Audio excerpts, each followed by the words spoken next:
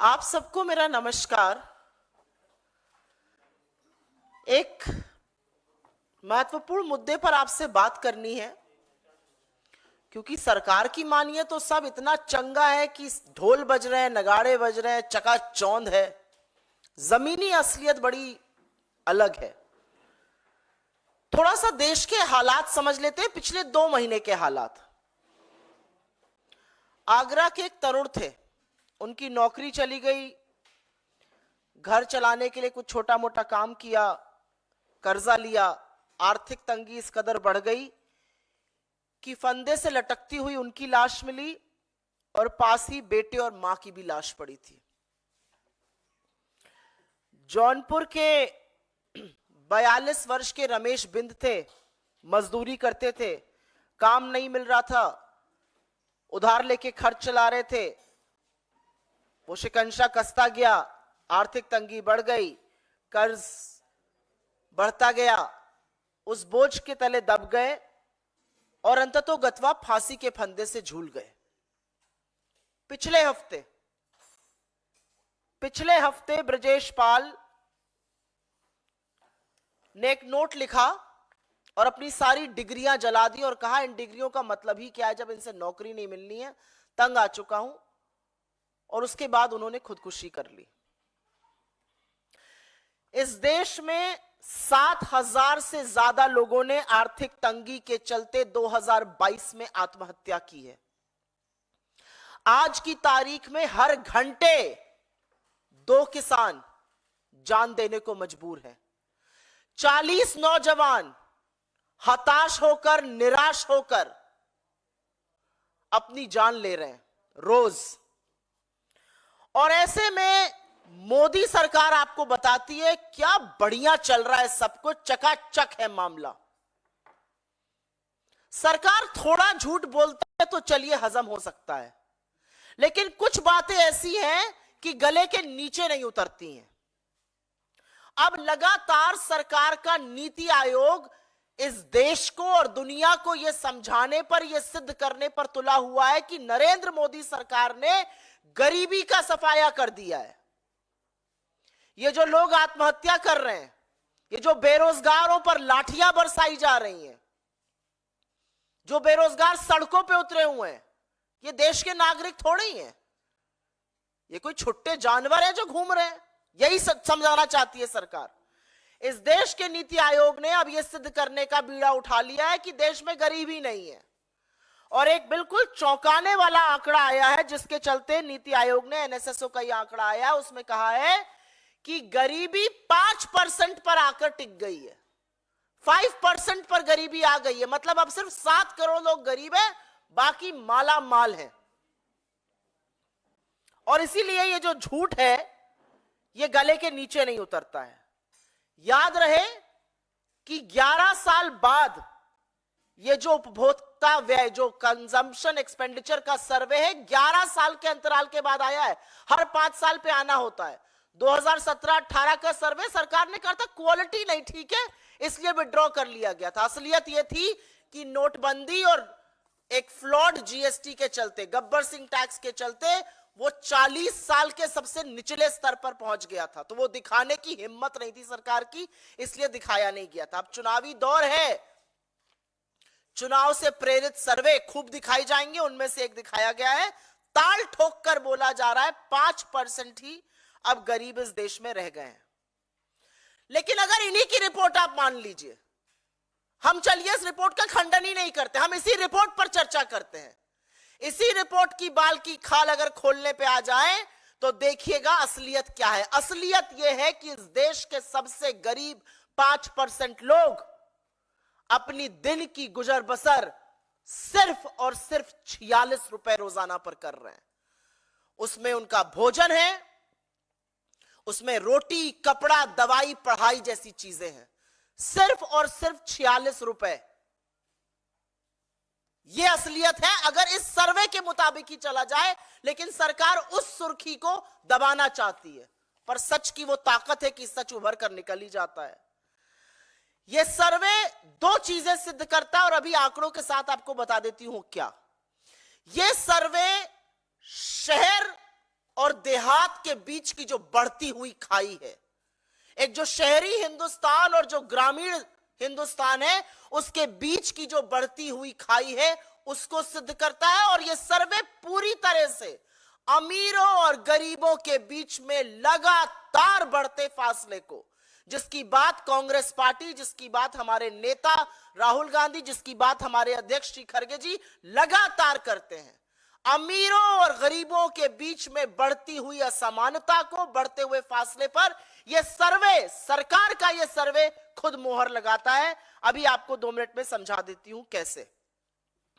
इस सर्वे के मुताबिक शहर में रहने वाले 5% सबसे अमीर लोग, शहर में रहने वाले 5% सबसे अमीर लोग, शहर ही में रहने वाले 5% सबसे गरीब लोगों से 10 गुना ज्यादा खर्च करते हैं, 10 गुना।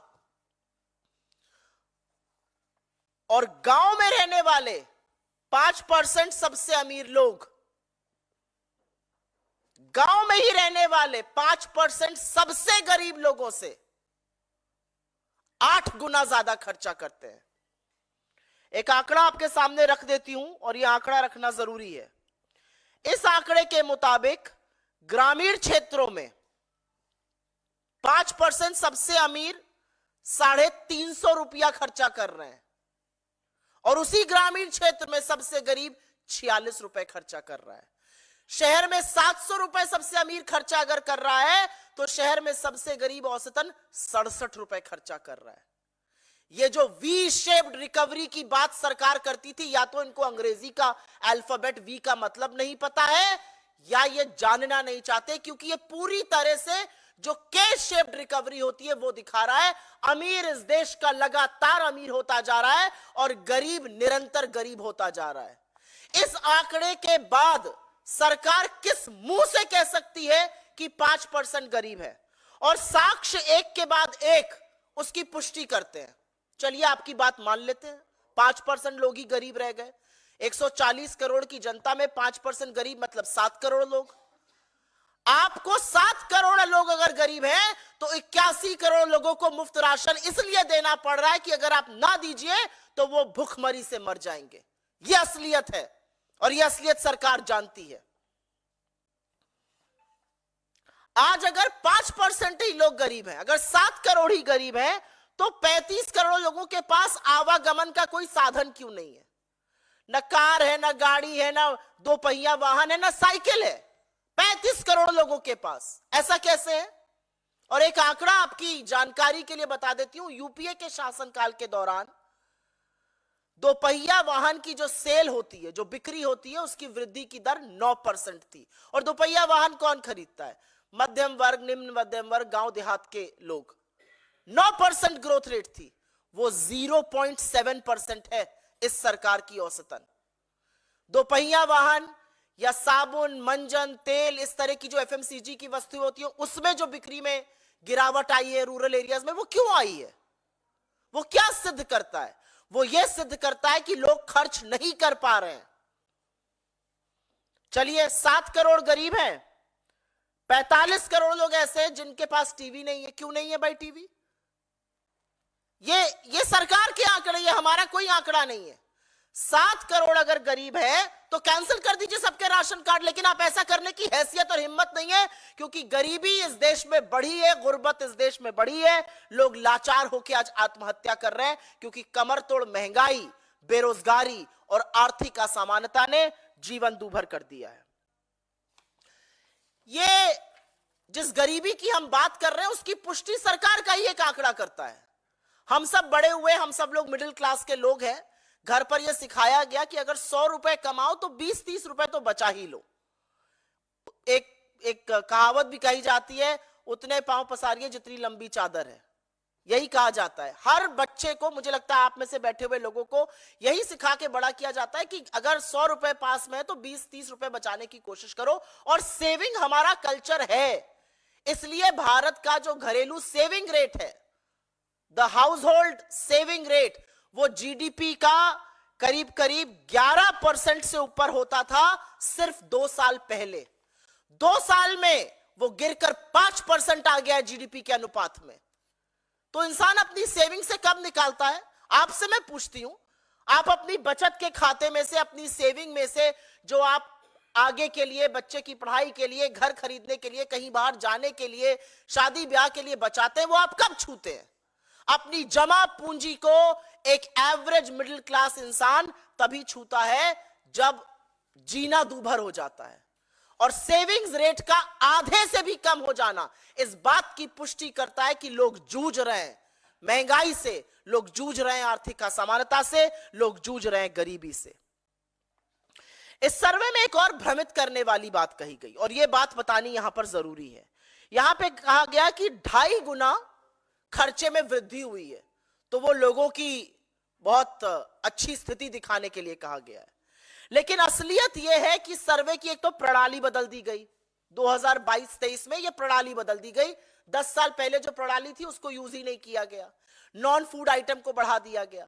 फिर कहा गया कि इसी सर्वे में एक और भ्रमित करने वाली बात कही गई है, और उसके बारे में अभी हम आगे बात करते हैं, लेकिन इसका खंडन कर दे। 2.5 गुना क्यों बढ़ा? यही सर्वे आगे कहता है इन्फ्लेशन के नाते लोगों को ज्यादा खर्च करना पड़ रहा है, लोगों की आय नहीं बढ़ रही है। यूपीए के 10 साल में एमपीसीई जो कंजम्पशन एक्सपेंडिचर होता है वो क्यों बढ़ा था? क्योंकि लगातार लोगों की आय भी बढ़ रही थी, इकोनॉमिक ग्रोथ थी, आय बढ़ रही थी, हाथ में ज्यादा पैसा आ रहा था, लोग ज्यादा पैसा खर्च कर रहे थे। यहां पर स्थिति बिल्कुल विपरीत है, यहां पर आय नहीं बढ़ रही है। ग्रामीण क्षेत्र में एवरेज एग्री वेज, एवरेज जो मजदूरी की दर है या जो एवरेज एग्री आय है, कृषि की आय, वो 1.6% से बढ़ रही है। तो महंगाई के चलते लोगों को ज्यादा खर्च करना पड़ रहा है। फिर एक बात बड़ी डंके की चोट पर इस सर्वे में और कही गई, और उस बात में कितनी सच्चाई है वो आप अभी जान लीजिएगा। इसमें कहा गया कि लोग खाने पर खर्चा अब कम कर रहे हैं, लोग बाकी चीजों पर ज्यादा खर्चा कर रहे हैं। किसी भी इंसान की जब आय या स्थिति बदलती है तो सबसे पहले व्यक्ति अपने खाने के स्टैंडर्ड को बढ़ाता है। हाथ में पैसा आता है तो लोग अंडा खाते हैं, फल खाते हैं, सब्जी खाते हैं। इसमें कहा गया अनाज पे कम खर्चा कर रहे हैं, फल सब्जी पर ज्यादा कर रहे हैं। अरे अनाज पर खर्चा इसलिए कर रहे हैं क्योंकि उनको मुफ्त का अनाज मिल रहा है जो सरकार को देना चाहिए।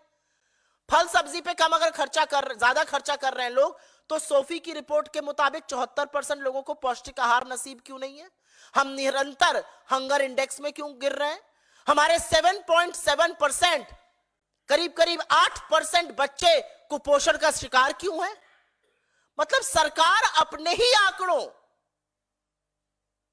के ध्वस्त मलबे पर खड़ी है। एनएसएसओ द्वारा और भी भ्रामक चीजें उजागर की गई हैं, लेकिन एक बात सच है कि अब चुनाव समीप आ गया है, और चुनाव के समीप आने पर इस तरह के सर्वे आएंगे। लेकिन इस सर्वे की सच्चाई, और चीख चीख कर जो सच्चाई है, वो ये बोल रही है कि 46 रुपए में 5% इस देश की आबादी गांवों में अपनी गुजर बसर करने को मजबूर है, और शहरों में 67 रुपए में।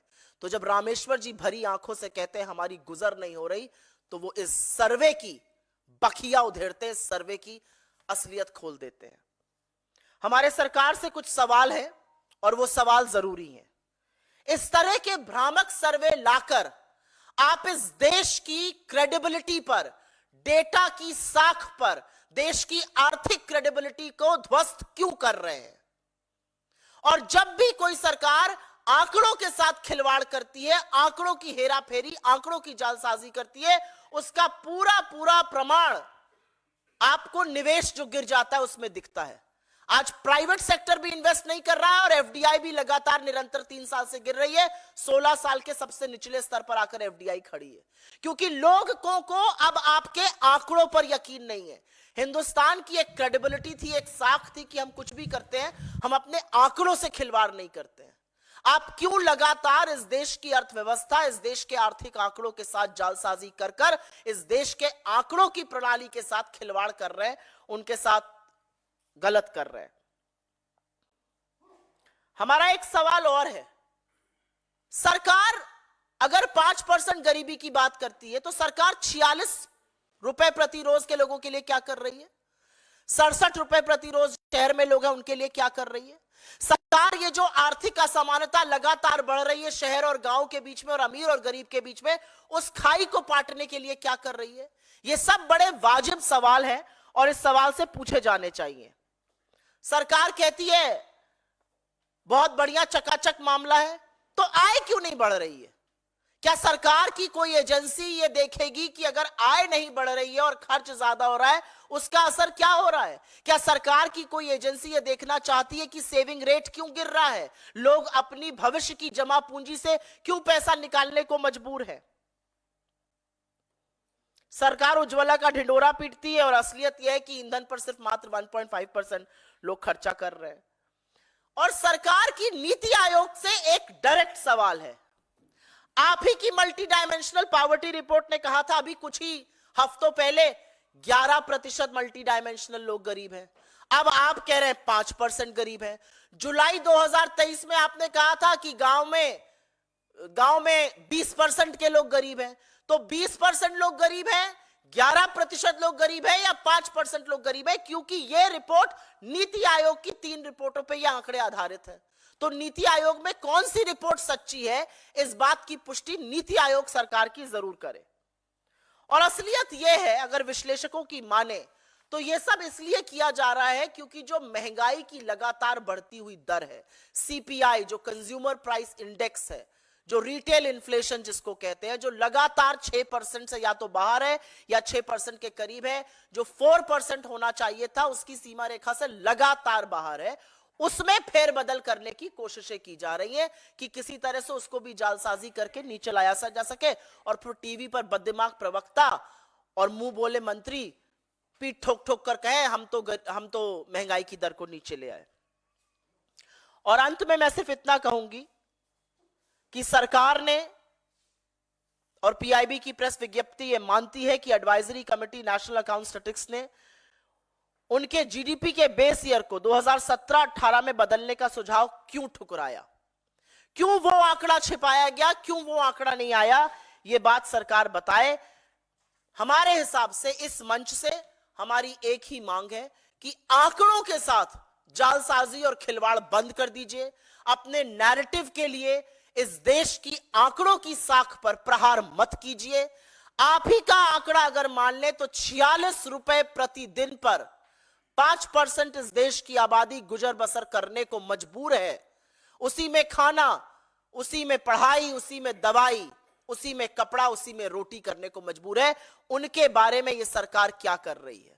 और मैंने कुछ लोगों का नाम लेके यहां पर साक्ष्य दिए थे। अगर सब ठीक है तो ये जो सड़कों पर बेरोजगार घूम रहे हैं इनकी स्थिति क्यों नहीं सुधर रही है? अगर सब ठीक है तो 2 किसान हर घंटे आत्महत्या क्यों कर रहे हैं? अगर सब ठीक है तो 2022 में 7,000 से ज्यादा लोगों ने अपनी जान क्यों ली आर्थिक तंगी के चलते? आपके सवालों का स्वागत है। In the mean time I will very briefly make a statement in English on this. The NITI Aayog has come out with yet another narrative setting report, and they now claim that India's poverty has been reduced to 5%, which essentially means that only 7 crore Indians are poor now. Everybody else is middle class or rich. But the devil lies in the detail. Even if we were to listen to this report, which has come after a gap of 11 years, remember in 2017-18, this report on consumption expenditure was concealed by the government, primarily because consumption had dipped to a 4-decade low. Because of demonetization, because of a flawed GST. And which is why even if we were to go with this report actually tells you a very, very unsettling truth. And that truth is that the divide between the rich and the poor, between urban and rural India is widening with every single passage of a minute. And it's widening and the government is doing nothing. The biggest headline out of this report is that the poorest 5% Indians are forced to live with 46 rupees a day. And that they have to spend on food, on clothing, on transport, on medicine, and on education of their children. It tells you a very unsettling picture between the difference of the poorest 5% and the richest 5%. The poorest 5% and the richest 5% is a gaping hole. The richest 5% in rural areas are spending 8 times more than what the poorest 5% are spending. And in urban areas, the richest 5% are spending 10 times more than what the poorest 5% are spending. How do you explain this? And how do you explain this income inequality against which the Congress party has consistently raised its voice? It's a ticking time bomb. We've been saying this consistently. And data proves your claims bogus. If 7 crore Indians are poor, why are you forced to give free ration to 81 crore Indians? Because if you don't do that, then these people will be pushed to the verge of extreme poverty and extreme malnutrition. If your data is right, why is the savings rate in India falling? From over 11% in 2 years to the GDP to 5% right now. Who draws from their savings? People who cannot afford to live in their present incomes. This data has multiple other wrong claims. It has multiple other wrong assertions. But if there are only 7 crore Indians who are poor, why is it that 35 crore Indians cannot afford a two-wheeler or a car or any mode of transport? Why is it that sale in two-wheelers has dipped to 0.7% from the 9% highs of UPA? Why is it that 45 crore Indians today cannot afford television? There are only 7 crore Indians, according to you, who are poor. Why is it? And according to this report, it says that people are spending less on grains and more on fruits and vegetables. They're spending less on grain because they're getting free ration thanks to the Food Security Act. But the reality is, this does not corroborate with the SOFI report that says 74% Indians cannot afford a nutritious diet. 7.7% of our children are malnourished. India has been consistently dipping on the hunger index. How do you justify those things? And one last thing that I want to say before I conclude here, and that's an important point to assert. And that point is about the disconnect between income on one hand and consumption on the other. If you compare the period of UPA, the consumption expenditure had gone up on the back of higher incomes, on the back of higher economic growth. Here, income growth is either very low or incomes have gone down. So people are actually forced to spend more because of inflationary pressures and not because they have more money in their hands. And this is government data that I'm quoting. So the only one question that we want to raise from this platform is that why is the Modi government destroying the credibility of our economic data consistently? Which data on poverty is right from the Niti Aayog? The 19.28% that was quoted in July 2023, the 11% that was quoted a few weeks back, or this 5%. Look at the three figures that have come out. And which is why the question is, when you destroy economic data's credibility, you stop investments, and that is what is really happening.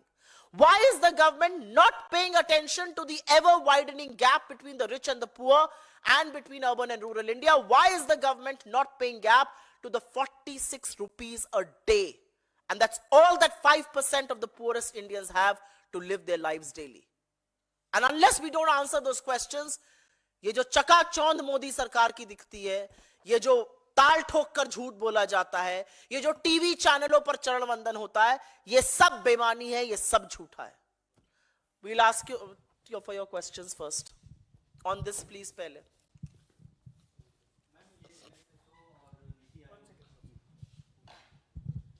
NSSO और नीति आयोग की report में बताया जा रहा है कि गरीबी कम हुई है, और दूसरी तरफ केंद्र सरकार ने अगले 5 साल तक 80 करोड़ लोगों को मुफ्त अनाज देने का जो था उसको और एक्सटेंड किया है. तो आपको इसमें कोई कंट्राडिक्शन नजर नहीं आता है? मैंने पहले ही बोला, हम सबसे पहले सर्वप्रथम एक बात मैं यहां से डंके की चोट पर बोलना चाहती हूं. मैं स्वागत करती हूं लोगों को फ्री राशन देने का, और ये यूपीए की देन है. खाद्य सुरक्षा का जो कानून बना, वो यूपीए की डॉक्टर मनमोहन सिंह की सरकार ने सोनिया गांधी जी की प्रेरणा से वो बनाया. ये यूपीए की देन है. हम स्वागत करते हैं कि देश के किसान जो कलेजा धरती का फाड़ कर फसल उगाते हैं, वो देश के लोगों तक, गरीब लोगों तक जरूर पहुंचनी चाहिए. लेकिन आपकी बात में दम है और यही बात मैंने इस मंच से कही है। आप कह रहे हैं 5% लोग गरीब हैं, 7 करोड़ गरीब हैं, तो फिर क्यों देना पड़ रहा है आपको फ्री का राशन? आप कह रहे हैं 7 करोड़ गरीब हैं, क्यों नहीं उपभोग बढ़ रहा है? आप कह रहे हैं 7 करोड़ गरीब हैं, तो क्यों नहीं लोग कुछ दुपहिया वाहन कुछ खरीद पा रहे हैं? साबुन तेल मंजन खरीदने को लाले पड़ गए। तो मेरा अपना मानना है कि सरकार जब आंकड़ों की हेराफेरी करती है तो कहीं यह भूल जाती है कि आंकड़ों का ही एक सच होता है, और वो सच इतना भयावह, इतना भयानक है कि वो कहता है कि सबसे अमीर लोग शहर में 10 गुना सबसे गरीब लोग से खर्चा करते हैं और गांवों में 8 गुना खर्चा करते हैं। 46 रुपए रोज पर, जिसमें रोटी, जिसमें कपड़ा, जिसमें पढ़ाई, जिसमें दवाई, जिसमें आवागमन सब है, 46 रुपए मात्र रोज पर 5% इस देश की आबादी गुजर करने को मजबूर है। तो ये आंकड़े तो आप ही के हैं। किस बात का डंका पीट रहे हैं आप अगर 46 रुपए पर लोगों को अपना जीवन गुजर बसर करना पड़ रहा है रोजाना?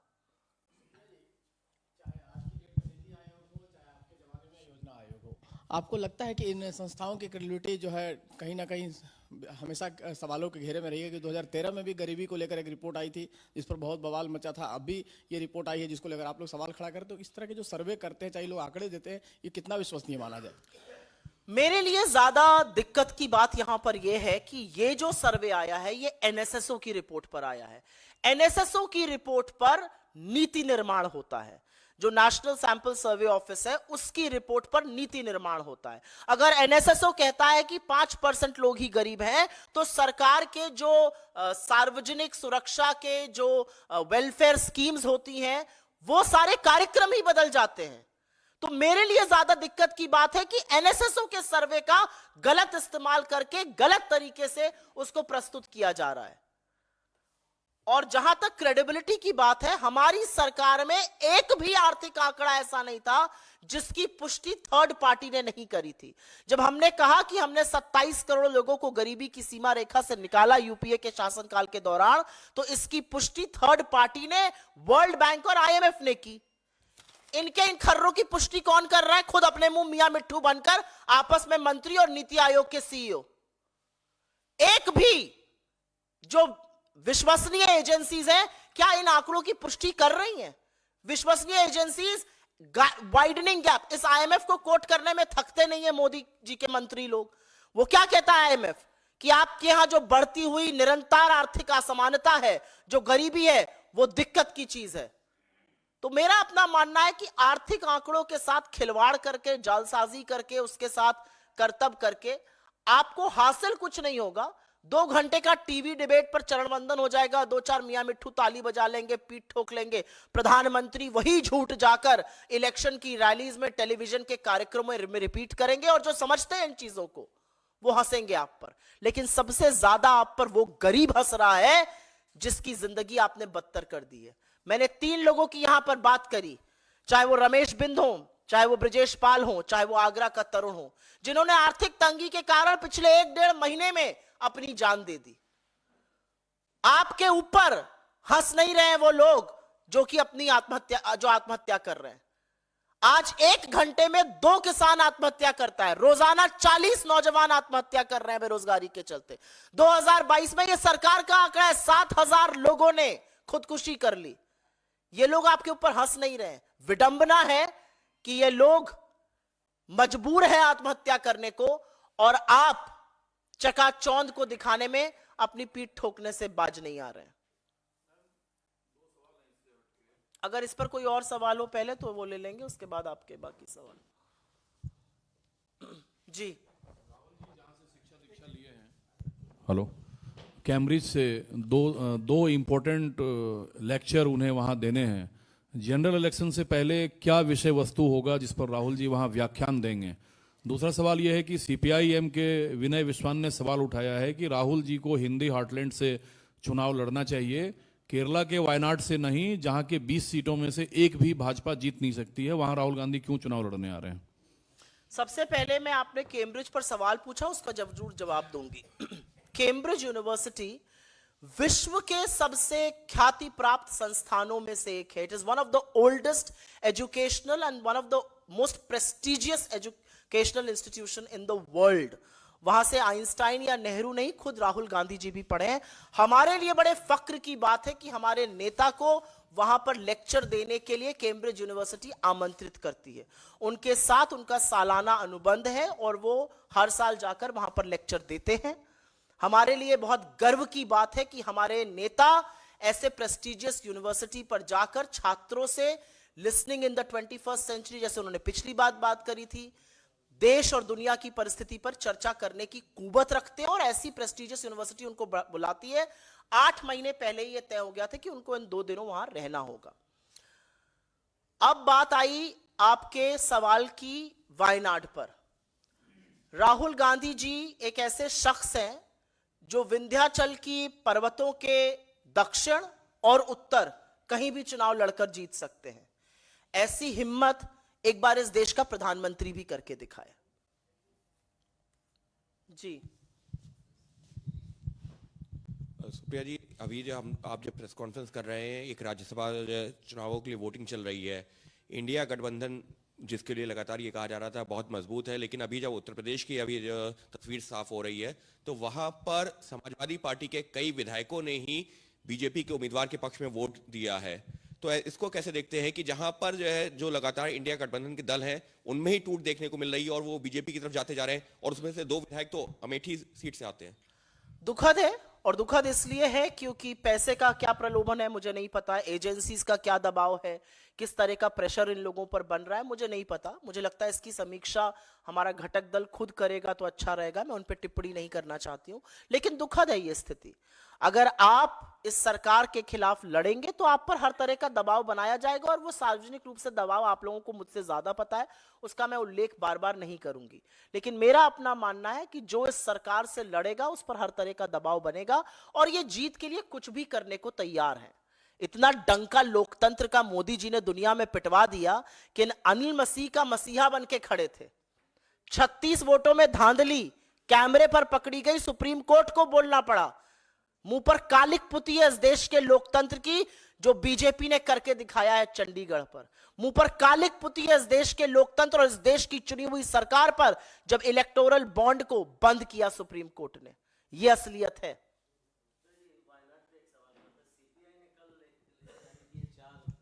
कैंडिडेट्स की उसमें वायनाड भी शामिल है। पिछली बार भी सीपीआई के कैंडिडेट्स खड़े थे, लेकिन इस बार इंडिया गठबंधन था। तो क्या आप लोगों के बीच ये सहमति होकर ये सीपीआई ने जारी की है कि आपसे कंसल्ट किया गया? मुझे इस बारे में जानकारी नहीं है, लेकिन मेरा अपना मानना है कि चुनाव लड़ना एक स्वाभाविक प्रक्रिया है। जितना मूल अधिकार चुनाव में वोट देना है उतना मूल अधिकार चुनाव लड़ना है। कोई लड़ना चाहे लड़े, लेकिन राहुल जी की जो लोकप्रियता है उसके चलते कोई वहां से क्यों लड़ना चाहेगा, ये अपने आप में एक सवाल है। Will contest from there. Why not? I said what I did.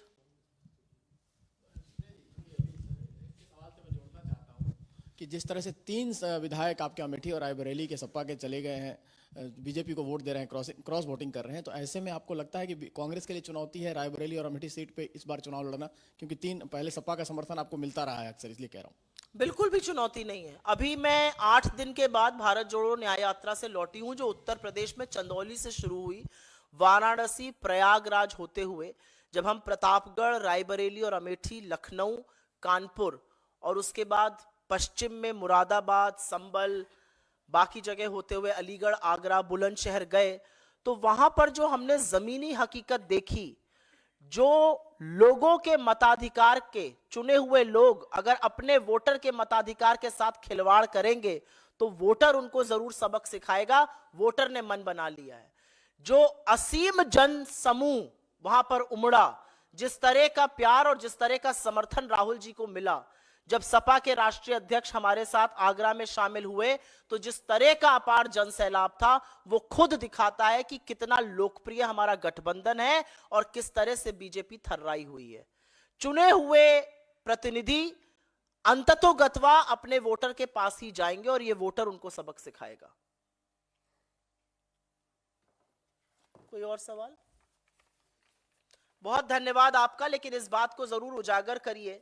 सोच लीजिए वो 46 रुपए जो शायद आप टिप में भी देखते हुए आपको झिझक लगती है, आज की तारीख में अगर कहीं खाना खाने जाओ और टिप में 200-250 रुपए से कम दो तो झिझक होती है। 46 रुपए में एक व्यक्ति रोटी, कपड़ा, पढ़ाई और दवाई सब कुछ पर गुजर बसर करने को मजबूर है।